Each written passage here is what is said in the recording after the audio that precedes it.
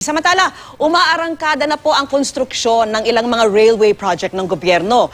Inaasahang pagdurugtungin ng mga yan ang Metro Manila, Central Luzon at Calabarzon na bubuo raw sa Greater Capital Region. Pero ang ilan sa mga proyekto, inaabonohan muna ng mga kontraktor dahil hindi pa rin aprobado ang 2019 national budget. Nakatutok si Joseph Moro. Simula sa taon 2021, mas marami na ang mga pwedeng sakyan ng mga ordinaryong Pilipino. Ang Department of Transportation may 6 na malalaking railway project, tulad ng Metro Manila Subway na nagkakahalaga ng 350 billion pesos. May mga estasyon ito mula Quirino Highway sa Quezon City hanggang NAIA Terminal 1 sa Pasay at FDI sa Taguig. Ang subway konektado sa Common Station sa North EDSA. Sa Common Station naman magtatagpo-tagpo ang LRT1, MRT3 at MRT7. Kung pupunta ka ng Cavite mula rito, pwede kang sumakay sa LRT1. Ikukonekta ng LRT1 ang Baclaran na nasa Parañaque at Anniog, Bacoor City sa Cavite. Sisimula ng LRT1 extension ngayong Abril. Ang MRT3 rehabilitation naman sinisimulan na. Aabot sa 20 train na mag-ooperate sa peak hours at ang paghihintay sa train mula sa 7 hanggang 10 minutes magiging 3.5 minutes na lamang ito. Bukod dito, pwede ka naman dumiretso galing sa Clark sa Pampanga papuntang Calamba sa Laguna sakay ng North-South Commuter Railway Project. Sinimulan na ang Phase 1 nito noong Pebrero.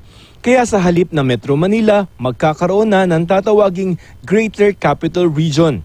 Government stated that we need to create the Greater Capital Region, which is practically stitching together Metro Manila, Greater Metro Manila Area, NCR, Region 3, and Region 4A.